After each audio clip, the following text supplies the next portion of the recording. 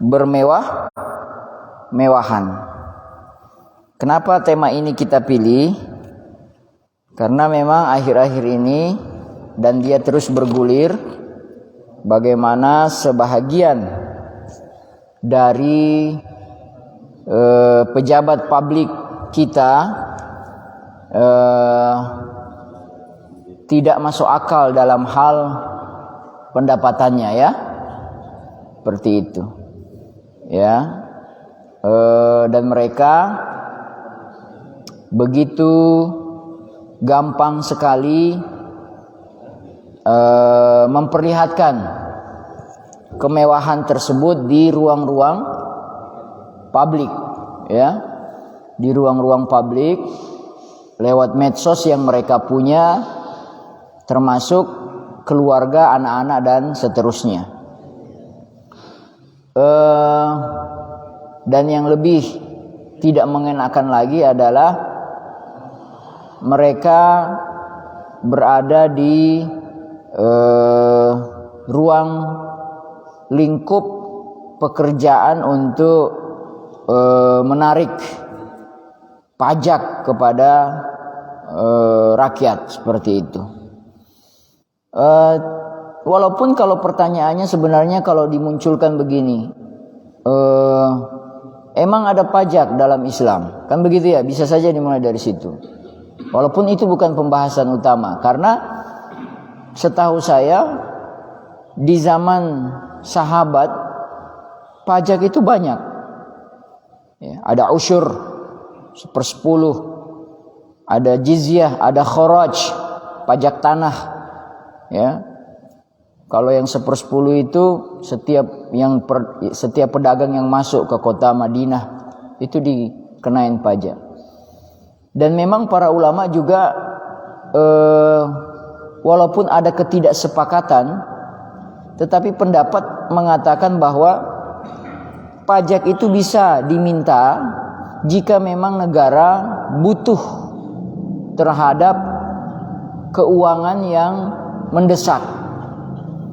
Dan di zaman saya lupa, di zamannya sebelum Salahuddin Al-Ayyubi, berarti dinasti Fatimiyah ke atasnya, ya, itu ada ulama Izzuddin Abdul Qassam, ya, kalau nggak salah namanya itu, yang kemudian tidak mau menyetujui penarikan pajak baru karena menganggap hartanya para pemimpin itu masih terlalu banyak, ya, untuk dikeluarkan terlebih dahulu.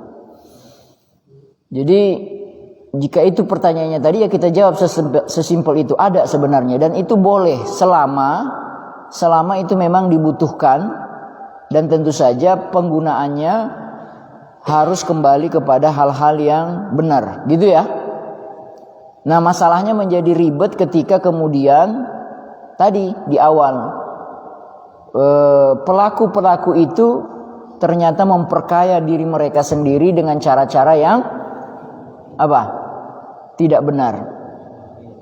Judul kita hedonisme, sikap bermewah-mewahan. Sebagian ada yang menyayangkan tema itu diangkat di publik di akhir-akhir ini. Karena apa?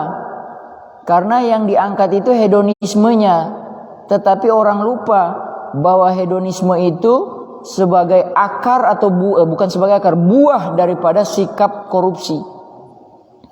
Jadi orang jarang, coba perhatikan di TV, di mana lagi, di radio, itu yang dibahas, yang diulang itu adalah hedonisme. Tapi orang lupa bahwa mereka itu sebenarnya melakukan korupsi. Hasil dari korupsi itu tuh hedonisme. Nah, ternyata setelah saya buka tadi malam, ya, walaupun saya berusaha menyelesaikan bacanya, nggak selesai juga, ngantuk, ya. Itu Muqaddimah Ibnu Khaldun, ya, buku setebal ini, tapi tidak baca semuanya, ambil yang penting. Ibnu Khaldun itu punya beberapa teori, saya nggak tahu berapa, ya. Ya, setahu saya ada teori solidaritas, asobiyah, sama yang terkenal kedua itu teori siklus namanya. Apa itu teori siklus? Ibnu Khaldun bilang teori siklus bahwa hidup ini dia akan muter di 4 apa 5 fase. Jadi fase pertama fase perebutan, pengusaha berusaha, berjuang untuk merebut itu kekuasaan. Nanti kalau fase itu sudah selesai, duduk dia di atas, ada namanya fase kesejahteraan. Jadi setelah kekuasaan dapat, maka kata Ibnu Khaldun, penguasa itu dia akan mencari kesejahteraan. Dalam tanda petik, kesejahteraan itu ya kesejahteraan negara secara umum ataupun kesejahteraan pribadi. Nah, fase yang ketiga itu adalah fase kemewahan. Fase kemewahan itu ya itu yang sedang kita terjadi hari ini. Jadi, dan yang menarik bacaan tadi malam itu, ternyata kemewahan, fase kemewahan yang dimaksud Ibnu Khaldun itu, dia katakan bahwa kemewahan yang mereka lakukan itu tidak berjamaah, tapi mereka lakukan sendiri. Jadi wajar kalau kemudian di berita kita dengar, itu ada misalnya pimpinannya mengatakan, oh kaget, nggak tahu. Boleh jadi memang nggak tahu. Boleh jadi memang tidak tahu. Sistem sudah dibuat bagus, tapi sistem itu bisa diterobos dari mereka yang mengetahui dan mengenal sistem itu. Dan pimpinannya mungkin tidak tahu, level pimpinan sekian tidak tahu, sampai ke atas lebih tidak tahu, dan ketika terbongkar kaget. Ibnu Khaldun bilang begitu, mereka melakukannya sendiri-sendiri. Walaupun kata Ibnu Khaldun, sosiolog muslim, beliau mengatakan bahwa karena mereka melakukannya sendiri-sendiri, pas kebuka, itulah yang menghancurkan sistem itu. Dan inilah yang Ibnu Khaldun bilang fase setelah kemewahan ini fase kemunduran. Nanti setelah dia mundur, nanti dia jatuh. Setelah dia jatuh akan diganti oleh apa? Kekuasaan yang baru. Jadi ini sebuah hal dalam sejarah hidup manusia akan begini terus. Berulang, dia lahir, tumbuh, kayak kita manusia. Biologinya, lahir, tumbuh, menua, wafat. Nanti ada lagi yang gantiin, lahir, tua, menua, wafat. Begitu aja. Sampai yaumul qiyamah. Nah, jamaah sekalian yang dirahmati oleh Allah Subhanahu wa taala, siapa pelaku kemewahan di dalam Al-Quran yang diceritakan oleh Allah Subhanahu wa ta'ala? Saya belum memikirkan profil yang lain. Boleh jadi ada juga profil yang lain. Misalnya Fir'aun, ya, atau siapa lagi pelaku-pelaku kejahatan di Quran? Siapa? Haman. Siapa? Ya, kalau Qarun itulah yang dimaksud Al-Quran. Ya, saya belum membandingkan atau tidak menemukan ayat yang yang bicara soal misalnya Qarun itu sama seperti Fir'aun sama seperti Qarun, ya, keluar dengan kemegahan, ya, tapi kalau di Qarun cerita itu, kalimat itu betul-betul ada. Nah, kita baca itu di surat Al-Qasas, surat tentang cerita-cerita, di ayat yang berapa ini ya? Mohon maaf. Ayat yang ke-76. Surat Al-Qasas ayat 76. Ya, cetakannya sama. Baik. A'udzubillahi minasyaitonir rajim.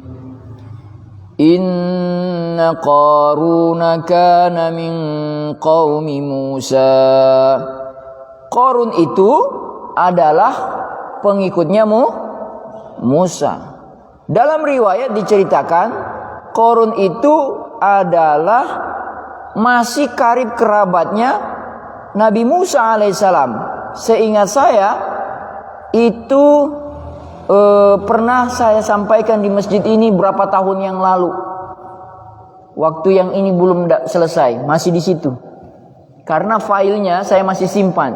Judul foldernya kajian Masjid An-Nur yang berapa tahun lalu itu. Itu masih ada di laptop saya. Saya sampai sekarang masih ada. Ya. Nah, saya ambil dari situ. Saya ingat saya pernah bahas dan saya cari-cari filenya ketemu. Ya. Inna Qaruna kana min qaumi Musa. Siapa Qarun? Qarun itu adalah anak paman Nabi Musa. Berarti sepupu benar. Anak paman Nabi Musa. Ya. Ini isyaratnya apa? Al-Quran bilang begini. Isyaratnya mengatakan bahwa, dan kita bisa lihat di cerita-cerita yang lain, bukan kebanyakan, bisa jadi iya, bahwa penentangan yang cukup banyak diceritakan dalam Al-Quran, dan barangkali itu yang paling berat penentangan itu adalah dari orang yang terdekat. Contoh misalnya Nabi Nuh, anak, istri. Nabi siapa lagi? Nabi Lut, istri. Siapa lagi? Nabi Ibrahim, ayah. Nabi Musa, sepupu. Bahkan di Nabi Musa ini, memang Nabi Musa ini cerita yang paling banyak dalam Al-Quran. Bertebaran di Al-Quran. Kalau Nabi Yusuf kan cuma satu aja. Di surat Yusuf tok. Cerita Nabi Yusuf nggak di mana-mana. Cerita di Nabi Yusuf. Nabi Yusuf juga ya penentangannya atau kejahatannya dari orang dekat, saudaranya. Kan begitu? Siapa lagi yang belum disebut? Ya, Nabi Muhammad siapa? Pamannya. Ya, orang-orang dekatnya. Begitu memang tabiatnya. Ya, tabiatnya seperti itu. Jadi jamaah yang dirahmati Allah, Qarun ini dalam beberapa riwayat yang catatannya saya catat ini, saya tidak punya sumber rujukan di mana saya ambil, tapi mudah-mudahan sahih. Qarun itu memang kaya, dan kita tahu itu ya, kaya, muda. Ya, jadi semua hal-hal yang wah itu ada dalam diri Qarun. Usianya muda, mungkin bisa kita tambah istrinya cantik, hartanya banyak. Karena itu satu rentetan. Biasanya kalau muda, kaya, istrinya cantik, rumahnya bagus, begitu rentetan ya, satu paket itu biasanya. Gak usah heran, ya, gitu ya.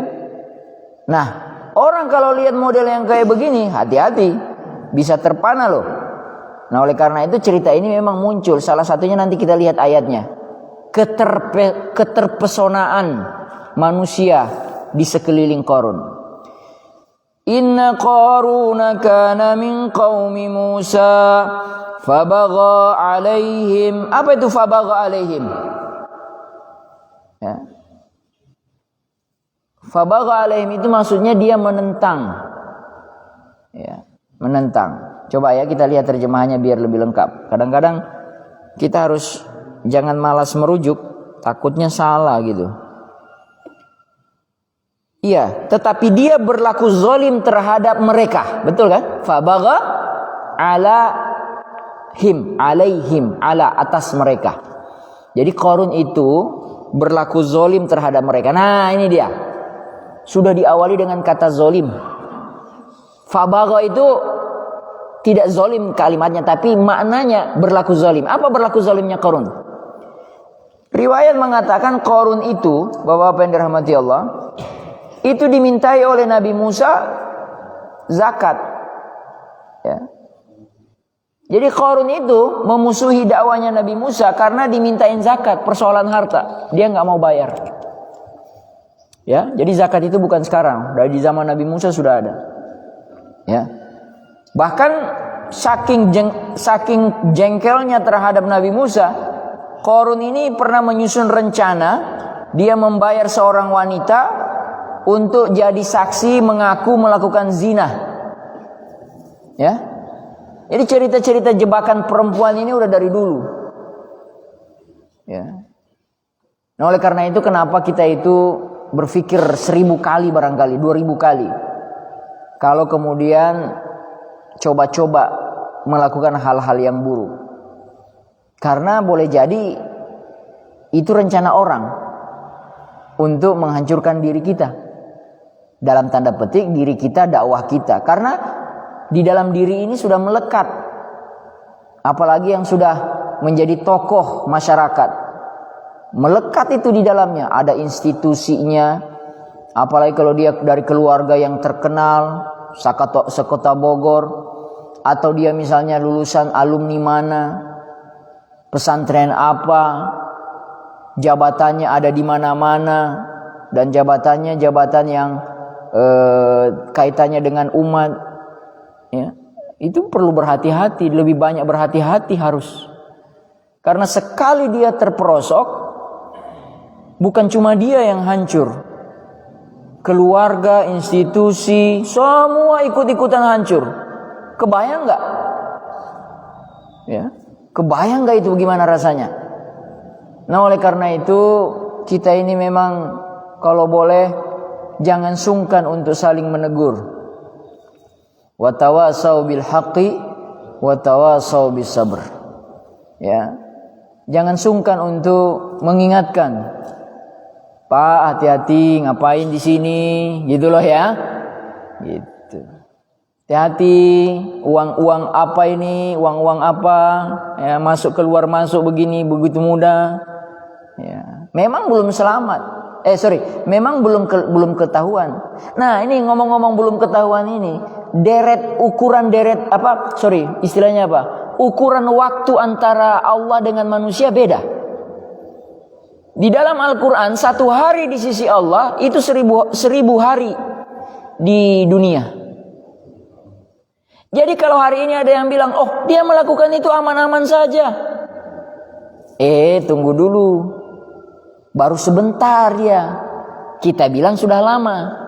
1:1000 berarti berapa tuh? 3 tahun. Jadi kalau ada orang melakukan kesalahan, saya tidak tahu, perlu dicek. Siapa itu yang sekarang lagi hot? Siapa itu namanya? Triambodo itu? Siapa? Iya, yang pajak itu ya. Itu dia melakukan, kan berita yang terbaru dia menyimpan emas ya.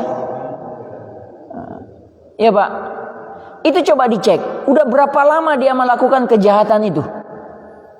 Saya tidak yakin dia itu baru melakukan 1 bulan, 2 bulan yang lalu. Atau 1 tahun yang lalu juga saya nggak yakin-yakin amat. Dengan segala kemewahan yang kita lihat kebongkar sekarang. Itu bukan pekerjaan setahun 2 tahun itu. Bisa 10 tahun itu ada itu. Nah 10 tahun berarti baru 3 hari di pandangan Allah. Baru 3 hari, baru sebentar. Jadi kalau kita bilang, oh kenapa orang itu nggak dapat ya, nggak diapa-apain sama Allah, baru sebentar. Dan Allah sayang sama hambanya sebenarnya. Karena Allah ingin orang, kenapa kita itu tidak diazab seperti umat-umat sebelumnya, sebelum kita? Karena dengan wasilah Rasulullah SAW, kita ini umat Muhammad, salah satu keistimewaan umat Muhammad itu, di umat ini tidak pernah diazab dengan cepat. Tidak dihancurkan dengan cepat. Dikasih rentang waktu. Berarti kalau 63 rata-rata usia kita dibahagi 3 berapa tuh? 63 bagi 3 berapa? Saya matematika kurang. Berapa? 21. Usia kita di hadapan Allah cuma 21 hari. Cuma 21 hari kita ini hidup di dunia ini menurut pandangan Allah sebentar. Tapi kita ngerasa panjang. Gitu. Oh, yang dirahmati oleh Allah Subhanahu wa taala. Kita lanjut ya. Wa atainahu minal kunuzi ma inna mafatihahu latanu bil usbah. Ini dia. Dan kami, kata Allah, telah memberikan kepada dia kunuz, kanzun, jamak dari kanzun, harta karun. Ya, ma inna mafatihahu, yang mana kunci-kuncinya itu latanu harus dibawa bil usbati oleh sekelompok orang. Usbah itu kelompok, community. Bahasanya teorinya Ibnu Khaldun asobiyah. Jadi asobiyah itu bisa didekatin 2 pendekatan, negatif positif. Asobiyah, anta ini asobiyah. Asobiyah itu fanatik, betul ya? Anda ini terlalu mementingkan kelompok. Menurut pandangan Ibnu Khaldun dalam teorinya, asobiyah itu bisa positif, bisa negatif. Dari mana positifnya? Kalau negatif, iya. Maksudnya negatifnya asobia itu taklid, menyepelekan kelompok lain, ya, tidak menghargai pendapat orang lain, fanatik buta, itu asobia negatif itu, ya. Nah, tapi kata Ibnu Khaldun ada asobia positif. Apa itu asobia positif? Asobia positif itu adalah karena kita fokus di kelompok kita, maka kekuatan itu menjadi kekuatan yang maha dahsyat. Betul tidak? Jadi, apa istilahnya? Bersatu dalam satu tujuan. Kuat nggak itu? Daripada berjuang sendiri-sendiri. Iya, asobia itu tidak bisa dihilangkan. Itu fitrah kita. Manusia itu asobia. Mulai dari nama, dia dikasih nama Fulan, tidak mau dia diganti namanya jadi lain. Dia berasal lahir dari suku Sunda, bukan dari suku Jawa. Kesundaannya itu akan membawa dia asobia. Betul nggak? Namanya aja Agus, sudah muncul Persatuan Agus Sedunia. Iya nggak? Itu fitrah, jangan ditolak. Cuman yang fitrah itu oleh Islam diarahkan. Ya, solidaritas. Ya. Nah, nanti ada tuh teori solidaritas mekanik, ya. Tapi itu kan solidaritasnya ala barat. Solidaritasnya Ibnu Khaldun beda lagi dia. Bagaimana membangun solidaritas itu asas-asasnya beda dengan yang ditawarkan oleh sosiolog yang lain. Ya. Bapak yang dirahmati Allah Subhanahu wa taala, yang saya mau soroti di sini adalah bil usbah, tadi asobia, bil usbah itu sekelompok orang, ulil quwwah, yang kuat. Coba kita renung-renungkan. Korun itu sendirian. Namanya korun, yaitu satu orang. Usbah itu banyak. Di mana posisi usbah ini? Mengelilingi korun. Hari ini kalau kita lihat, ini satu orang ini yang bikin kejahatan, inilah yang pelakunya. Bapak-bapak, sebenarnya dia itu cuma perwakilan.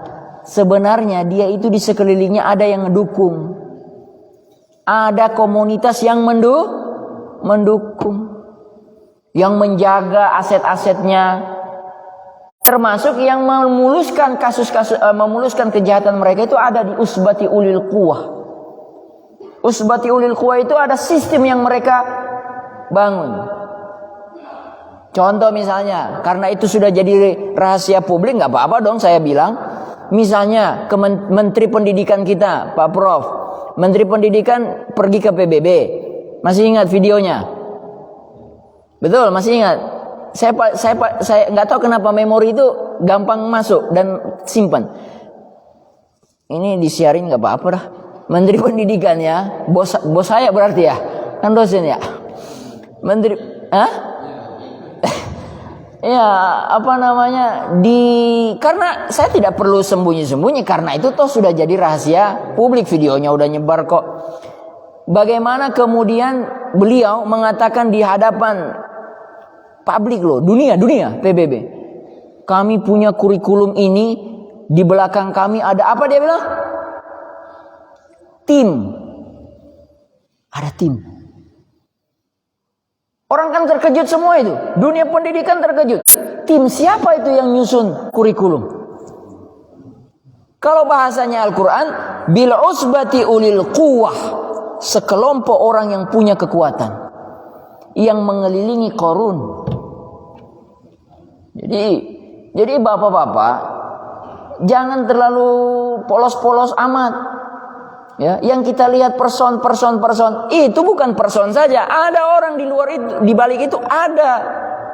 Nah, kita pertama apa? Kita ini fanatiknya fanatik buta, sudah kelemahan. Setelah itu fanatik kita bukan fanatik yang positif, fanatik kita menyalahkan yang lain, gitu loh ya. Tidak mau berkolaborasi, terlalu hal-hal sepele diangkat jadi apa? Diskusi, perdebatan. Padahal itu sebenarnya dua pendapat juga boleh dipakai. Karena ada pendapat, selama masih ada dalil hukum, apalagi dia bukan soal ibadat, bukan soal halal haram, itu persoalan muamalah, kenapa harus berdebat? Itu ya. Ya enggak? Ya.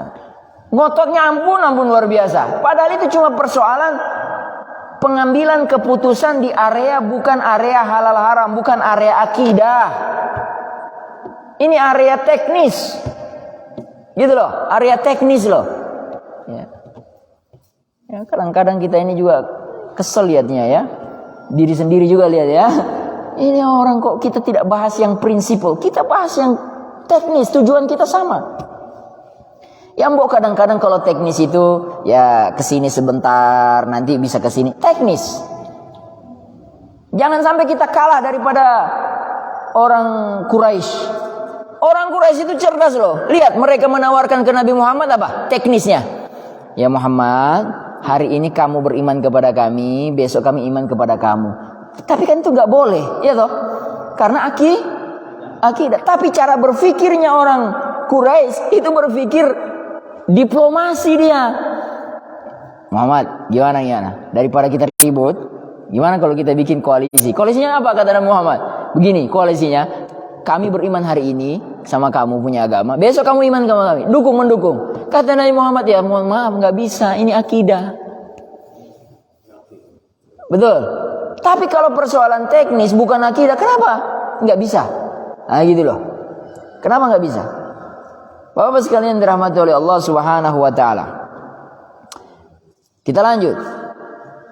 Iz qala lahu qaumuhu la tafrah. Udah diperingatin si Qarun, jangan terlalu bersenang-senang. Innallaha la yuhibbul farihin. Allah tidak suka orang yang terlalu gembira. Ayat berikutnya, itu baru satu ayat loh. Kita ini mau sampai berapa ayat ini? Kalau saya nggak salah dari ayat 9 ayat 76 kita baru bisa selesai cerita Qarun itu ayat 83. Ayat berikutnya, wabtaghi fima ataakallahu ad-daral akhirah. Pernah dengar ayat ini? Wala tansa nasibaka minad dunya. Pernah dengar? Ya kan? Wala tansa nasibaka minad dunya. Jangan lupakan bagianmu di dunia. Saya juga nggak nyangka ayat ini ada di tengah-tengah cerita Qarun. Kalau ayat ini ada di tengah-tengah cerita Qarun, berarti tugas kita kalau baca ayat ini itu merefleksikannya kepada Qarun, kepada kisah Qarun. Apa sih korelasinya? Coba kita lihat kalimatnya. Wabtaghi fima ataqallahu minad dar wabtaghi fima ataqallahu darul akhirah. Carilah, wabtaghi itu carilah, usahakan, perjuangkan. Kata ibtagha itu dia tidak sekedar biasa, tapi ibtagha itu adalah betul-betul energi itu habis untuk mewujudkan apa yang dicita-citakan. Wabtaghi fima ataqallah, cari betul-betul akhiratmu. Nah, dalam proses mencari akhiratmu, wala tansa nasibaka minad dunya. Jangan kau lupakan bagian dunia. Nah, ada orang yang ketika baca ayat ini dibalik, diputar. Begini di cara pemutarannya. Cara balikannya. Gak apa-apa cari akhirat, gak apa-apa kejar dunia, pergi pagi pulang malam, tapi tetapi diniatkan untuk sebagai bekal akhirat. Boleh nggak kira-kira pendapat itu? Boleh-boleh saja. Boleh-boleh saja. Tidak ada salahnya. Tapi kalau boleh saran, kalau saya disuruh pilih misalnya, pilih mana? Versi yang pertama, yang ini, atau pilih versi yang kedua? Akhirat dahulu, dunia jangan lupa, atau dibalik, cari dunia, diniatkan akhirat. Nah, dua-duanya boleh.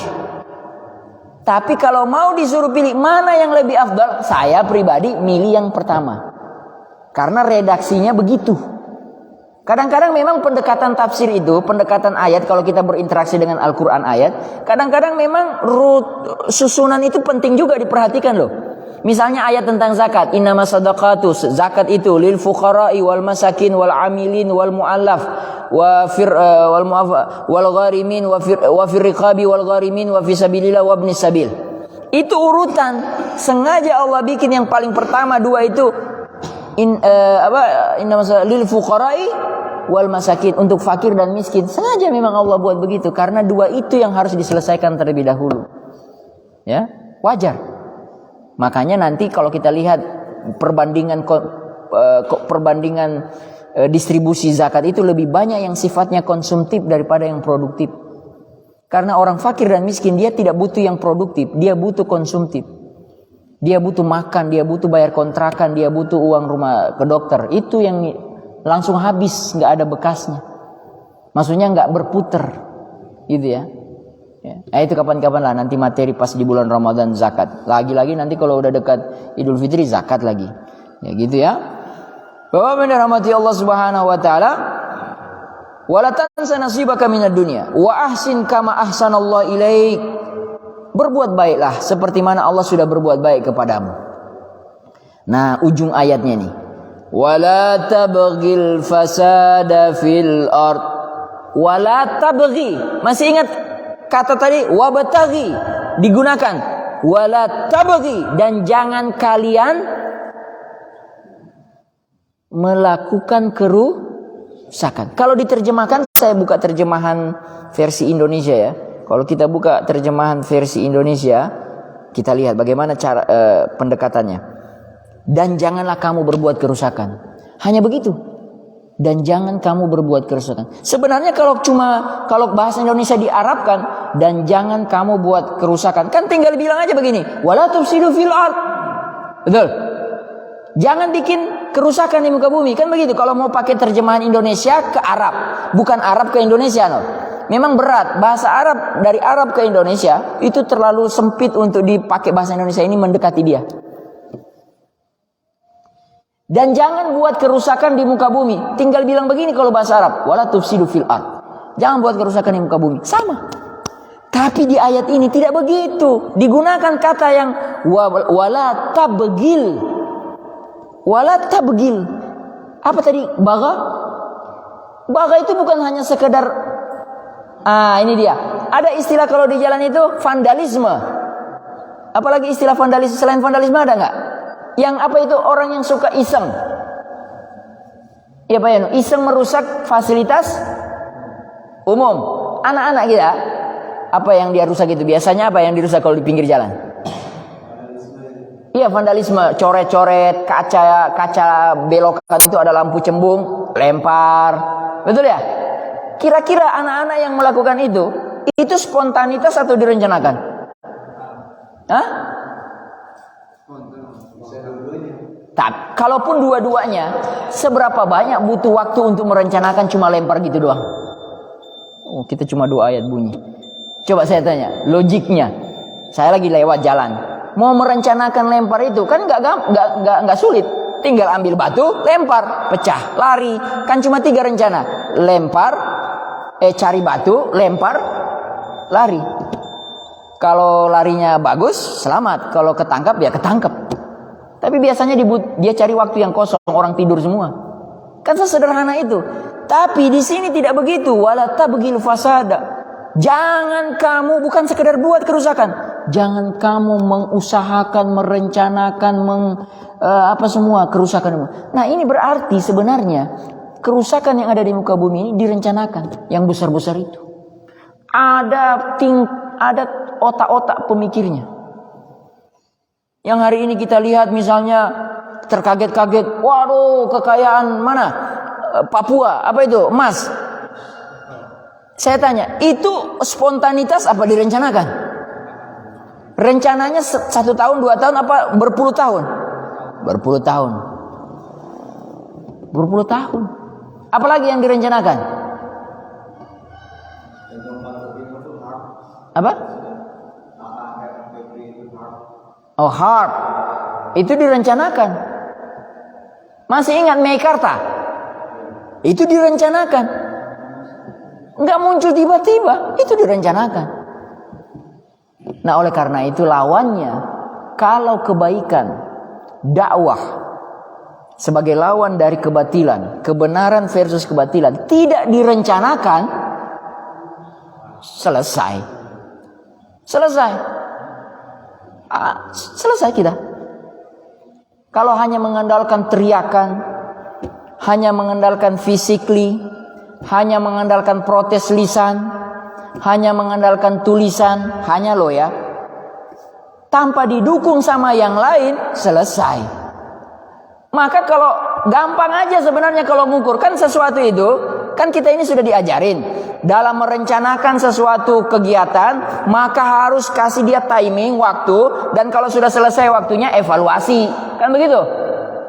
Sekian waktu yang diberikan, yang direncanakan tercapai apa tidak? Sekarang tinggal pakai rumus yang sama. Ukur proyek-proyek umat, ukur proyek-proyek dakwah. Sudah berapa tahun dari sejak teori itu atau gagasan itu dikemukakan, dan sudah berapa banyak yang dihasilkan. Dan yang dihasilkan lihat, kuantitas, kualitas, lihat.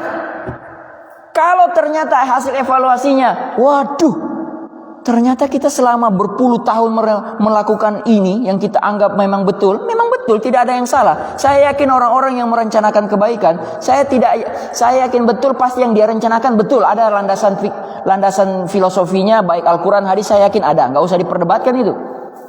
Tapi kan kebaikan itu kan harus dievaluasi. Rentang waktu dari sini sampai sini. Ternyata kita selama ini baru sampai di sini loh. Baru sampai di sini loh. Berarti mau sampai kapan kita melakukan ini? Apa yang harus kita rubah? Hal-hal perubahan itu harus dibuka. Makanya dinamis berbicara politik, pengambilan kebijakan publik, pengambilan keputusan-keputusan strategis itu tidak boleh hitam putih. Ada hitam putih beberapa unsur, tapi ketika bicara teknis itu dia berkelibat di situ. Berkelibat itu maksudnya apa ya? Menyesuaikan kondisi lingkungan. Coba bayangkan perjuangan orang-orang Islam di Indonesia tahun 60-an, tahun 50-an, 60-an, apa sama dengan perjuangan tahun 2020 ini? Beda. Kasus yang dihadapi beda. Apa sama menghadapi PKI tahun berapa? Apa akan sama persis seperti tahun ini? Kan kalau saya orang PKI, saya kan goblok-goblok amat ingin mengulang dibantai di tahun seperti tahun yang lalu. Saya akan cari cara bahwa tujuan PKI saya misalnya, tujuan PKI itu terpenuhi dengan cara yang berbeda. Saya kan kalau mau mikir dari sana ya, saya nggak akan goblok-goblok amat mengulang hal yang sama. Buka apa itu kalau istilahnya palu arit. Kalau sudah buka palu arit, saya yakin ini semua bergerak. Betul nggak? Pak Hisham mana Pak Hisham? Itu akan keluar goloknya. Dan orang tidak akan milih cara itu. Itu loh. Orang tidak lagi bicara pertempuran pedang darah. Orang nggak bicara. Orang sekarang bicara ekonomi, penguasaan tempat-tempat vital. Termasuk yang terjadi sekarang, memiskinkan negeri ini lewat sekelompok orang yang punya cara untuk mengkorupsi, dan kita semua terbelalak. Kan sakit hati kita, disuruh bayar pajak, ditekan luar biasa, tapi ternyata mereka 40% tidak bayar pajak. Ya kan begitu? Apa enggak sakit hati? Ya, Bapak-bapak yang dirahmati Allah, waktu membatasi cuma 2 ayat dari berapa ayat yang saya rencanakan. Tapi apa boleh buat, kita harus taat kepada waktu yang Allah berikan, dimanfaatkan juga yang lain. Bapak-bapak mau keluar dengan keluarga, ada yang mau olahraga, ada yang mau sarapan dan lain sebagainya. Monggo kalau ada 1-2 pertanyaan, sedikit lah, 5 menit ke depan. Ada nggak?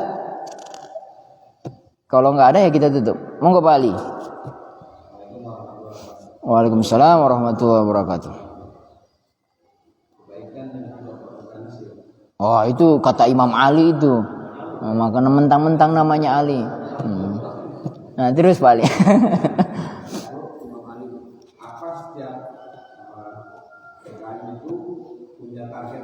Apa setiap apa? Oh, ini bicara DKM. Oke. Ya, kalau sudah itu aja. Ya, kalau pertanyaannya berarti yang harus jawab DKM lah. Tapi kalau saya diizinkan menjawab, saya jawab secara umum. Bahwa setiap itu organisasi, kelembagaan, mau sosial, mau masyarakat, mau ekonomi, lembaga politik, pasti ada target. Pasti ada target. Nah, makanya visi misi itu ada. Atau ya nggak usah pakai visi misi ya, ribet lah. Bikin aja target. 1 tahun pertama apa, 2 tahun tahun kedua apa, tahun ketiga. Nah, targetnya itu dicapai apa tidak. Bikin target kan berarti harus target yang realistis. Bisa apa tidak. Saya nggak mau ngajarin karena ilmu bapak-bapak jauh lebih banyak dan lebih hebat dari saya. Saya cuma belajar kecil-kecil saja. Ya mudah-mudahan pertanyaan Pak Ali ini sebenarnya bukan itu yang ditanyakan. Ya ada pertanyaan bersayap di balik itu. Ya saya orangnya ceplas-ceplos saja terbuka bahwa yang dimaksud Pak Ali itu sebenarnya adalah bagaimana kemudian apakah teman-teman DKM mulai dari unsur pimpinan sampai itu mau mensosialisasikan dan mau mengajak kemudian kepada jamaah menyampaikan ini loh target-target kami, kan begitu maksudnya tuh. Dia pakai pertanyaan yang lain saja begini ya kan. Padahal sebenarnya itu ya, kan? Ini bukan titipan loh Pak Ali. Saya tidak pernah kong kali kong dengan Pak Ali sebelum ini. Ini pertanyaan spontanitas saja. Jadi saya jawab juga spontanitas, jangan dianggap aneh-aneh ya. Kita tetap dalam konteks bermasyarakat, apalagi kita punya DKM, mau pimpinan berubah itu sudah fitrah. Begitulah perubahan. Keniscayaan. Ya sudah memang ada perubahan, tinggal bagaimana perubahan yang ada itu ya kita sikapi dengan yang baik. Diniatkan yang baik dari awal. Ya, kalau niatnya sudah baik, mudah-mudahan tinggal komunikasi. Kadang-kadang niat baik tapi tidak diikuti dengan komunikasi, mentok juga. Nah, sudah mulai komunikasi, sayangnya cara pola komunikasinya kurang tepat. Di sini maksudnya apa, di sana nerimanya apa. Sudah. Gitu loh. Lebih parah lagi kalau ada yang mendomplengi. Nah, udah tambah parah. Nah, disitulah penting untuk salamatus sadar. Apa itu salamatus sadar? Membuka hati. Hati itu dibuka lapang. Oh, jangan-jangan kalimat saya disalahpahami. Konfirmasi, cek tabayun. Kumpul, atau kalau tidak mau kumpul datang ke rumah, minum kopi. Pak, saya mau berkunjung, apa kabarnya? Nanti akan terjadi perbincangan. Karena tidak ada yang cari untung di sini sebenarnya harusnya ya. Di sini orang cuma cari amal. Oke? Cari amal. Dan amal itu ya bisa terbuka, siapa saja boleh berkontribusi. Saya kira itu yang bisa saya jawab Pak Ali ya. Dan sudah cukup ya. Tidak ada lagi. Jangan ada lagi pertanyaan dari pengurus DKM pakai bersayap lagi ingin menjawab Pak Ali, enggak kan? Oh ya, bisa secara formal juga bisa secara informal. Informal itu bisa ke Pak Iwan. Secara formal bisa saja DKM mengundang silaturahim, kan begitu ya, bisa saja formal dan informal. Diundang juga bisa. Ya, mudah-mudahan seperti itu. Dan kita berharap DKM Sinar Masjid An-Nur menjadi DKM yang semakin baik. Amin ya rabbal alamin. Kita tutup sama-sama dengan membaca hamdalah. Alhamdulillahi rabbil alamin. Dan doa penutup majlis, subhanakallahumma bihamdik, asyhadu an la ilaha illa anta, astaghfiruka wa atubu ilaik. Mohon dimaafkan. Assalamualaikum warahmatullahi wabarakatuh.